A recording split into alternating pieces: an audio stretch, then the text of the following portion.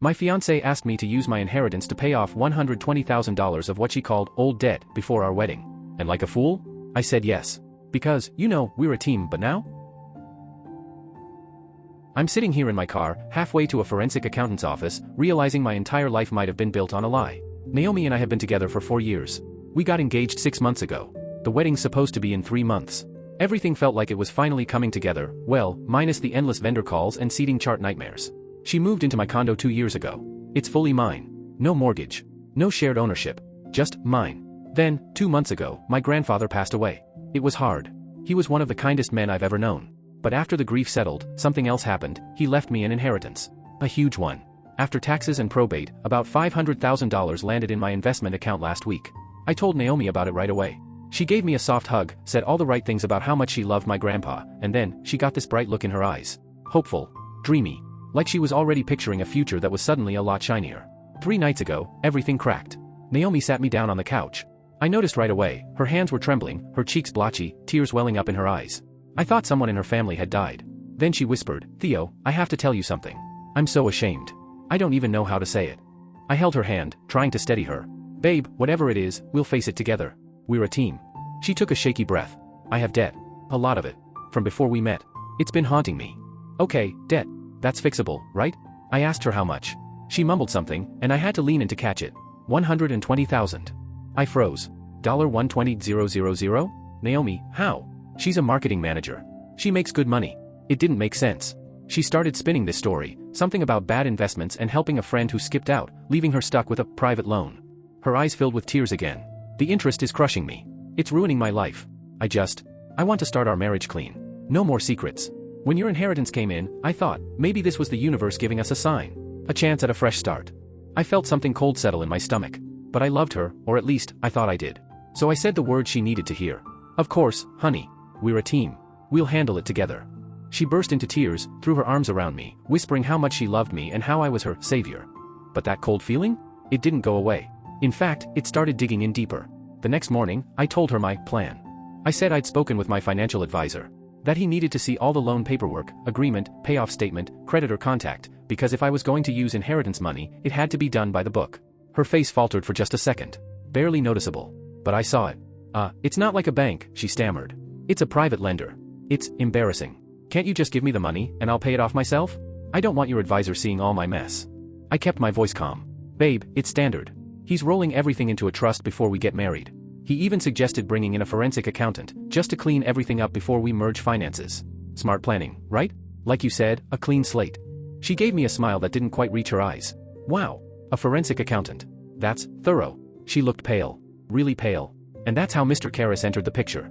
The guy's a shark, top-tier forensic accountant specializing in messy financial disputes.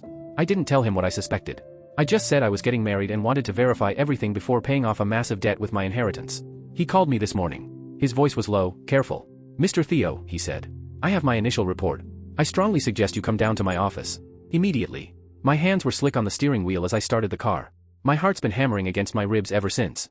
Because I know, deep down, whatever he found, it's not just going to change my wedding plans. It's going to change everything. It's been a week since that night.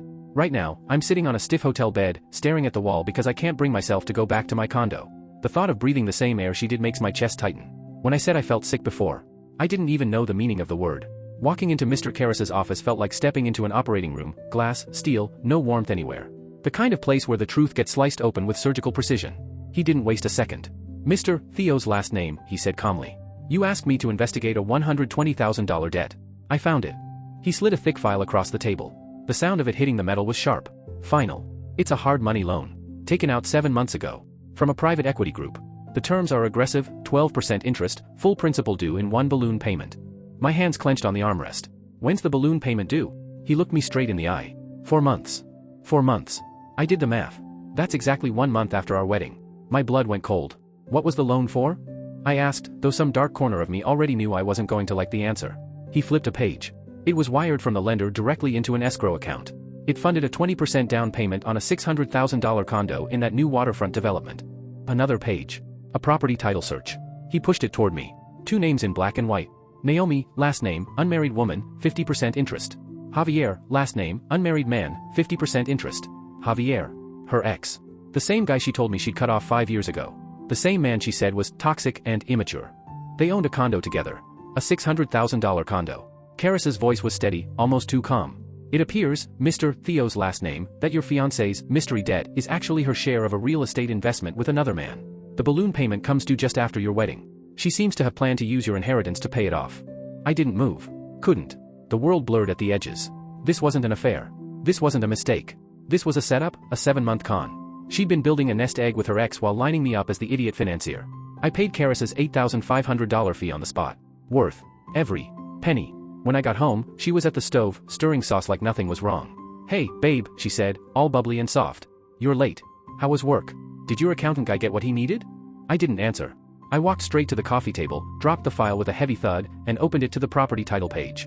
Then I pointed at the second name. Who is Javier? Her smile didn't just fade. It shattered. Her skin went pale, like all the blood in her body had decided to run. I can explain, she stammered. It's not what it looks like. Oh? Then please, I said, my voice too calm, explain how you accidentally co-own a $600,000 condo with your ex-boyfriend. Or how your debt is actually a loan you were planning to pay off with my dead grandfather's money, after we got married. She just stared at the papers like they might rewrite themselves. And then, the tears. But not the broken, ashamed ones from before. No. These were furious, cornered animal tears. It's an investment, she snapped. For us. For our future. I laughed. A sharp, bitter laugh I didn't even recognize as mine. Our future? Funny. I don't see my name on that title. Just yours. And Javier's. Because I knew you'd overreact like this. You're so controlling about money. Javier got us in early. That condo's already worth $650,000, it's an asset. I was bringing an asset into this marriage. You were bringing a lie, I shot back, and a 6-figure loan you wanted me to pay. It's not stealing if it's for us, she hissed. God, you're so paranoid. I was going to add you to the title after the loan was paid, after you kept your promise. You promised, Theo. You said we're a team. The sheer audacity of it. She was mad at me for catching her. Something inside me just switched off. The love I thought I had for her had already bled out on the floor of Karis's office. Get out, I said quietly. Her head snapped up. What? Get out. This is my condo. And the wedding is off. I'm not marrying a con artist. You can't do this. We have deposits. My dress. My mother, you're not doing this to me. I am. You've got 1 hour to pack a bag. Then I'm changing the locks. She screamed. Threw things. Accused me of ruining everything. Called me a liar. And then she stormed out, still yelling into the phone as she called her mother. I could hear Beatrice shrieking through the speaker before the door slammed shut. I didn't stay. I packed a single bag, booked a hotel, and left. I needed to breathe. This morning, my phone buzzed. 3 missed calls from Beatrice. 1 text from Javier. This isn't over. I stared at the screen. I believe him. But neither is this story. It's been 3 weeks since I walked away. When I told Javier this wasn't over, I thought it was just bluster. I had no idea how right he was. But what came next was pure escalation. I'd gone back to my condo to check the mail and test the new locks. I thought it'd be a quiet afternoon. Instead, I opened the elevator to the sound of someone pounding on my door. Beatrice. Naomi's mother. She was in full rage mode, hair perfect, pearls on, voice sharp enough to cut glass. Theodore, she snapped, you have ruined my daughter. You've embarrassed our entire family. You canceled a 300-person wedding, over email. Yeah. I'd sent out a single email to the entire guest and vendor list. Clear. Direct. No drama. Wedding cancelled. Fiancée found to be in a long-term financial and personal partnership with her ex-boyfriend. All deposits are forfeited. Her face twisted. Naomi lied to me too. But she was bringing an asset into your marriage, and you're punishing her for being smart. You promised to pay that loan. You owe her that money now for humiliating her. I stared at her, feeling this cold, calm detachment. I don't owe your daughter anything. Least of all for lying to me. Then I shut the door in her face. I could still hear her sputtering through the wood. Then came the DM. From Javier. Yeah. The man who co-owned a condo with my fiancée. Look man, Naomi's a mess. You really did a number on her. She was counting on that money. You shouldn't have promised if you were just gonna back out. Not cool. You put her in a bad spot. I typed back. You mean the money you two needed to pay off the balloon payment on your condo? It was just a business deal, bro. Don't be a psycho. Be a man. Give her the $120,000 you promised. It's the least you can do for breaking her heart and ruining her investment. I blocked him. The sheer audacity was, honestly impressive. But the real blow? It came 2 days later. A letter. From a law firm. Naomi had hired a lawyer. She was threatening to sue me for breach of promise and fraudulent inducement. Her claim? That I verbally promised to pay the $120,000 as a condition of marriage. That I backed out, causing her catastrophic financial damage and emotional distress. She was demanding $150,000. I'm just a regular guy, a project manager, not some Wall Street shark. My stomach dropped. I saw the word lawsuit, and for a second, I panicked. Then I called my lawyer. Miss Alvarez. Family law and financial fraud specialist. A woman with the kind of smile that could make a room go cold. She read the letter once. Then slowly smiled. "This is spectacular," she said. "Spectacular?" I asked. She leaned back in her chair. "Breach of promise isn't even viable in this state. Not for something like this. And accusing you of fraudulent inducement? Theo, this is a gift. They just handed us their entire strategy on a silver platter." Her plan wasn't to defend. It was to attack. She drafted a response so sharp I might actually frame it. To opposing counsel. "We reject all claims as frivolous and malicious.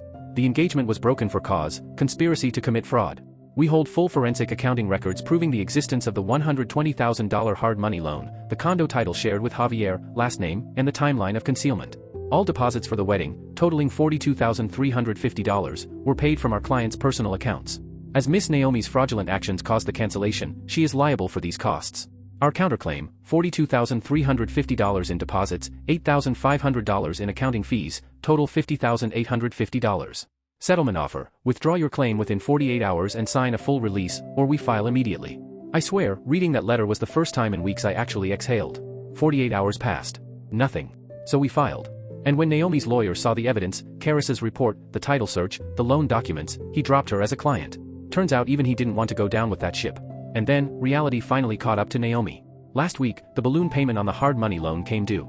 This wasn't some credit card with minimum payments. This was a hard money lender. They don't ask nicely. They foreclose.